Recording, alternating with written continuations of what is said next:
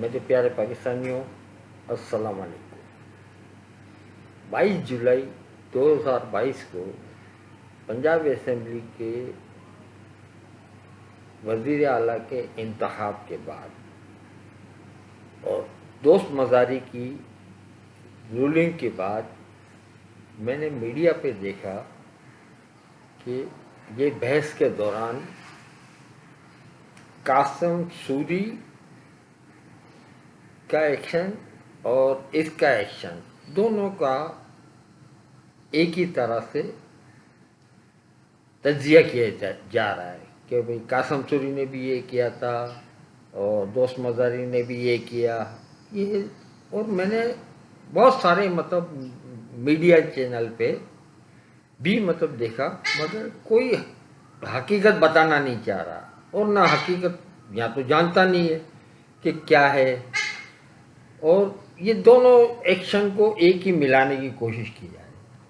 तो मुझे इसके ऊपर वो हैरत भी हुई कि कोई असल हक़ाइक़ सामने ले आए तो पता चले आवाम को, और आवाम में अवेयरनेस आए कि यार इन चीज़ों का पाकिस्तान और इस मुल्क के ऊपर क्या असरात होते हैं किसी भी एक्शन के, राइट। क्योंकि दोनों मुल्क के लिए बात कर रहे हैं, तो जब तक आप उस नतीजे तक नहीं पहुंचेंगे तो आप फैसला नहीं कर सकते कि भाई कौन सा बंदा सही काम किया और किसने इसके लिए। बाकी तो तरह तरह की बातें और तरह तरह के इल्ज़ाम आए। लिहाजा हम कोशिश करते हैं कि इस निश्चित में बैठकर हम फैसला करें। दोनों डिप्टी स्पीकर है, ओके, दोनों बराबर है, सही है। एक के एक्शन की वजह से अदम एतमाद की तहरीक मुस्तरद हुई, दूसरे की वजह से वोट मुस्तरद हुए। दोस्त मज़ारी ने वोट मुस्तरद किए ना। आइन की शिक, उसने आइन की शिक नंबर 5 का सहारा लिया कासिम सूरी ने, और दोस्त मज़ारी ने आइन की शिक 63A और सुप्रीम कोर्ट के 17 मई 2022 के फैसले का सहारा लेकर इसने वोट मुस्तरद कर दिए। नताइज अब इसके क्या हुए दोनों के एक्शन के, उस नताइज के तहत इमरान खान की हुकूमत बच गई उस वक्त तक। हाँ, मैं उस वो पास होने आदम एतमाद की तहरीक को मुस्तरद होने के बाद की बात कर रहा हूँ। यहाँ पे हमजा शहबाज की हुकूमत बच गई दोस्त मज़ारी के इस एक्शन की वजह से। हमजा शहबाज की हुकूमत बच गई, ओके। सूरी के एक्शन की वजह से शहबाज शरीफ को वज़ीर आज़म बनने से रोक दिया गया। यही हुआ ना कि वो वज़ीर आज़म बन जाता और वो नहीं हुआ, चले। और 12-14 जमातों का इत्तेहाद था, वो उसकी भी जाहिर है उसमें हुकूमत में शामिल हो जाते, ये रुक गया। यहाँ पे दोस्त मज़ारी के इस एक्शन की वजह से क्या हुआ, परवेज़ इलाही यानी इमरान खान को पंजाब में हुकूमत को लाने से रोका गया, ओके। यही हुआ है ना, ये नताइज तो यही हुए आप सारे, ठीक है ना। अब ये तो इस तहरीक के दोनों के इन एक्शन की वजह से ये जो फौरी तौर पर जो चीज़ें सामने आई वो मैंने आपके सामने बयान कर दी, ओके। चलिए दोस्तों, यहाँ तक तो हम पहुँच गए कि भाई ये क्या नाम है, अदम एतमाद मुस्तरद हो गई और ये सारी चीज़ें होने के बाद अब इसके बाद का नेक्स्ट एक्शन क्या होता है। नेक्स्ट एक्शन ये होता है कि इमरान खान आधे घंटे, 1 घंटे समझ लो, मैक्सिमम 1 घंटे के अंदर अंदर इसने असेंबलियाँ तोड़ दी और नए इलेक्शन का ऐलान कर दिया। वेयरएज़ यहाँ पे हमजा शहबाज ने, ये तकरीबन रात को 9-10 बजे के करीब ऐलान हुआ इसका। चलो वो 11 बजे तो हलफ लेने पहुंच गया था वहाँ पे, मगर कुछ सुप्रीम कोर्ट का ऑर्डर था कि नेक्स्ट 23 वगैरह, ये इस वजह से जो है ना, लिहाजा वो हलफ इसने रात को 11 बजे नहीं लिया। हलफ लेने की जल्दी थी मगर नहीं लिया, और सुबह 8 बजे 23 तारीख करके हलफ ले लिया। ठीक है ना। वो 8 बजे से लेकर 6 बजे तक उसको अबूरी वजीर आला बनाने का सुप्रीम कोर्ट का ऑर्डर आया। ये तकरीबन 10 घंटे तक भी इसने असेंबलियां नहीं तोड़ी पंजाब की, और अपने इक़्तिदार और उसके लिए ही। तो यहाँ ये बात तो वाज़ेह हो गई कि किसका एक्शन इक़्तिदार की लालच में था और किसका एक्शन जमहूरियत की बका के लिए था। जमहूरी तरीका अवाम के पास जाने का इससे बेहतर कोई तरीका हो ही नहीं है और हो ही नहीं सकता। जमहूरियत पसंद कोई और कि जो फौरी अवाम के पास चला जाए। ये बात तो जब क्लियर हो गई कि इक़्तिदार का लालची कौन है। मगर ये लोग बातें मीडिया पे बैठकर और ये आते और नए नए थोबड़े आते हैं, इसमें एंकर न फलान, ये बातें करते हुए शर्म भी नहीं आती और कोई मतलब रोकता भी नहीं है इनको।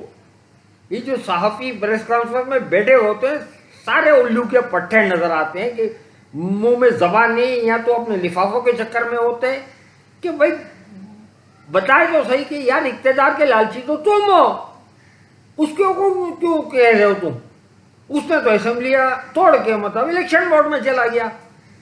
मगर सारे मतलब लालची चेहरे, मक्कार साले, ये मतलब आगे थोबड़े लाला के अपने इक़्तिदार की हवस में, न फला की हवस में, न ये न वो, जो मर्जी में आता है बकवास करते मगर कोई जवाब नहीं देता।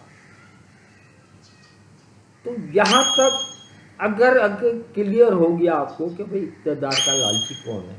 चले अब बात तो समझ में आ गई कि भाई इक़्तिदार का लालची कौन है और क्या है। ओके, अब इसके बाद आगे एक और राग अलापा जाता है, गैर आइनी इक़दाम, आइन का एहतराम, जमहूरी हक।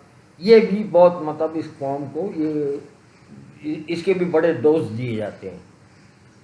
चलो मान लिया सूदी का ये गैर आइनी इक़दाम है। क्या इस मुल्क में पहली बार गैर आइनी इक़दाम हुआ है? क्या मार्शल नहीं लगे? क्या करप्शन करना आईनी है?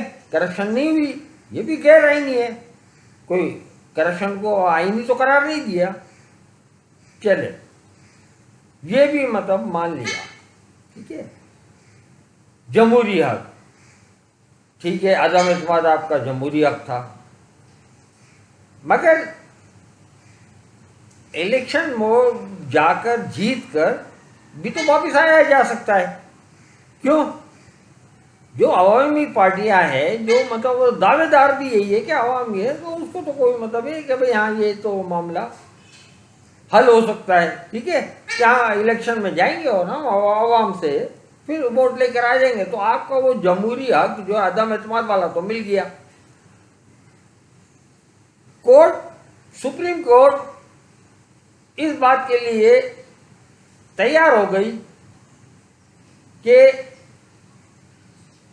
इलेक्शन मोड में चला जाए और ये हुआ। मगर शहबाज कंपनी पहुंच गई इलेक्शन कमिश्नर को लेके न फला जो तमाशे हुए, और वहां से अपना ये आईनी हक ले लिया अदम एतमाद का। करेक्ट?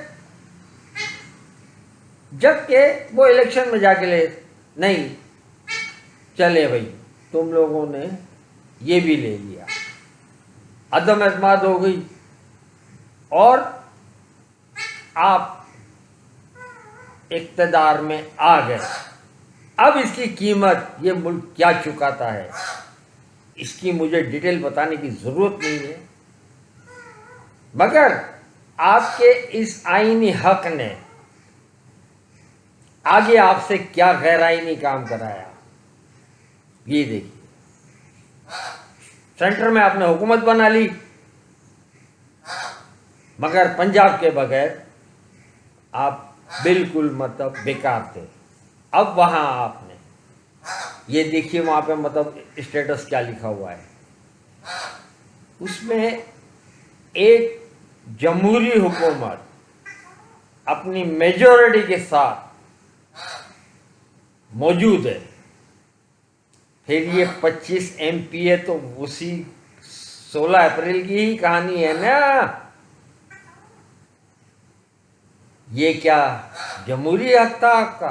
आईनी था कि पंजाब की हुकूमत लेने के लिए 25 मेंबरान को तोड़ा गया, खरीदा गया, इनको होटलों में न इधर न उधर बंद करके। कोई तो शर्म होगी तुम लोगों को, कोई तो गैरत होगी, या तुम लोग बेगैरत हो चुके हो इतने। ठीक है, वहां हक लेकर अब तुम पंजाब में इसलिए आए कि वो मानता हूं ये कि बगैर पंजाब की हुकूमत लिए भी आप वहां पे क्या हुकूमत करते, मगर वहां उस वक्त शर्म आनी चाहिए थी कि 183 वोट के साथ पीटीआई में मौजूद है और 10 के साथ 193, और वहां पे 186 वोट चाहिए। ठीक है ना, वो लीवी पार्टी के आप 25 एमपी तोड़ते हो तो बगैर तो ये तुम्हारे बाप की जमहूरियत है जिसको तुम कहते हो जमहूरी। अब ये कहानी जब शुरू होती है और तुम 197 वोट ले लेते हो, जिस तरह असेंबली का इजलास हुआ वो सारी तफसील अवाम को पता है। मैं आपको बताना चाहता हूं कि तुम लोग जो मतलब बकवास करते हो ना कि सूरी कान है, दो मदारी कान है, ये तुम सबसे बड़े बेगैरत हो, तुम सबसे बड़े नासूर हो इस कौम के लिए। फिर इसके बाद जाहिर है वो सामने वाली पार्टी भी जाएगी, वो अदालतों में गई है और उन्होंने मतलब ये फिर बकवास शुरू हो गई, ये डायरेक्टिव न फला न ये न, इनके जमीर जाग गए न। बेगर तो तुम्हारा जमीर कब जागेगा? चलो ये 25 लोगों का जमीर जागा, मगर बेगर तो तुम लोग तो बेजमीर पैदा हुए हो ना। फिर ये सारी कहानी चलती है और मुल्क में एक अफरा तफरी। वो बात अलग है जो तुम लोगों ने बेड़ा गर्क किया। डॉलर कहां पहुंच गया, पेट्रोल प्राइस, आपके मतलब ऑयल, महंगाई, ये सारी चीजें तो अभी मतलब बेरोजगारी, ये तो अब मैं डिस्कस ही नहीं कर रहा हूं। फिर बैठ के बड़े बड़े दावे करते हो, आके बैठ जाते हो और अपनी मतलब, और ये क्या मुझे मतलब बहुत कि, और ये मीडिया वाले, हाँ ये वो सूरी ने भी यूं किया था न, ये किया था नहीं, बैठे हुए बकवास करते रहते हो। ये पहला गैर आईनी इक़दाम था जिससे आपका मुल्क बेनिफिट उठाता, और आपने अपना जमहूरी हक लेने के लिए और आईनी इक़दाम करवा के उस गैर आईनी को तुमने इस मुल्क को गड्ढे में डाल दिया। अब इसका कोई जवाब है आपके पास? और ये बकवास कर सकते हो अब तुम कि दोस्त मजारी का एक्शन और वो उसी रिएक्शन का रिएक्शन है ना, फला है ना, ढिमाका है। कम से कम बेगर तो इतना तो सीख जाओ कि कासम सूरी वाला ही एक्शन करके ही इस मुल्क को उसने जो एक्शन किया, ये मुल्क तो इलेक्शन मोड में ले गया। चलो ठीक है, आगे जाके आपने जरा ये करना था कि नहीं भाई हम भी इलेक्शन में आएंगे, आप पंजाब की गवर्नमेंट तोड़ो, तो तोड़वा लेते, आप केपीके की तोड़वा लेते, यहाँ सिंध की तोड़वा ले, इलेक्शन मोड में जाके वो वाला आपस में मतलब कर लेते लड़ाई, इलेक्शन का रिजल्ट आता मुल्क मतलब। यार खुदा के वास्ते कम से कम सही चीजों को तो पहचानो कि यार कौन गलत है, किससे गलती हुई, ताकि करेक्शन। मगर नहीं, आज तक किसी ने मतलब मीडिया पे तो ये बातें नहीं की, मगर लेके बैठ जाते हैं। वो ARY में देख रहा था, उसमें मतलब आता कि बहुत अच्छा एंकर है काशिफ अब्बासी, बहुत अच्छा एक्शन, 2-3 बार इसने मतलब यही जो है ना, मगर मैं मतलब सर पकड़ के बैठ गया यार, कि क्यों मतलब ऐसा करते हैं। और अगर ये मेरी बात गलत है, कसम खुदा की मुझे कमेंट करो, मैं अपनी माफी मांगूंगा और इसकी वीडियो लोड कर दूंगा। कैसे तुम उसको दोनों के एक्शन को एक करार दे सकते हो यार। वो तुम जैसे, चलो अरशद शरीफ तो बेचारा खामोशी बैठा हुआ था, खामन को गुम्मन वगैरह ये वो, ठीक है ना, मगर यार लोगों को बताओ, तुम्हारा काम है, तुम दानिश्वर हो, दानिश्वर बताओ कि नहीं यार ये एक नहीं है, ताकि लोगों को पता चले। मैं नहीं कहता कि तुम पीटीआई की हिमायत करो,